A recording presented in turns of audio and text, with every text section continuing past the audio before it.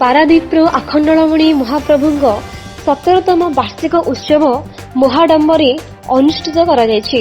Paradip Sandhakud 19 number ୱାର୍ଡରେ ଥିବା ଆଖଣ୍ଡଳମଣି ମନ୍ଦିରରେ ଭକ୍ତଙ୍କ ମଧ୍ୟରେ ଆନନ୍ଦ ଉଲ୍ଲାସ ମଧ୍ୟରେ ଠାକୁରଙ୍କ ବାର୍ଷିକ ଉତ୍ସବ ଅନୁଷ୍ଠିତ କରାଯାଇଛି।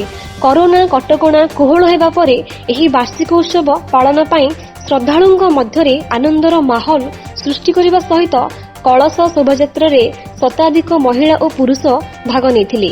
ଏହି ବାର୍ଷିକ ଉତ୍ସବରେ ସନ୍ଧ୍ୟା ସମୟରେ ପାଖାପାଖି 5,000ରୁ ଉର୍ଦ୍ଧ୍ୱ ଲୋକଙ୍କ ପାଇଁ ପ୍ରସାଦ ସେବନର ଆୟୋଜନ କରାଯାଇଥିବା ମନ୍ଦିର ପରିଚାଳନା କମିଟି ସୂତ୍ରରୁ ଜଣାପଡ଼ିଛି।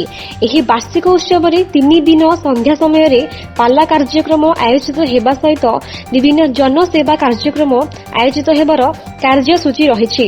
ଏହି କାର୍ଯ୍ୟକ୍ରମରେ ମନ୍ଦିର କମିଟିର ସୁରେନ୍ଦ୍ର ଓଝା, ପରୀକ୍ଷିତ ସେଠୀ, ଭରତ କୁମାର ସାହୁ, ସୂର୍ଯ୍ୟମଣି ଜେନା, ବାବାଜୀ ସାହୁ, ରାଜୁ ଜେନା, ଅଭୟ ବାରିକ, ପ୍ରଭାତ ନାୟକ, ପ୍ରଫୁଲ୍ଲ ସ୍ୱାଇଁ, ବାବାଜୀ ଚଣ୍ଡ ଓ କମିଟିର ସଦସ୍ୟମାନେ ପରିଚାଳନାର ସହଯୋଗ କରିଥିଲେ। Bureau report, smile TV.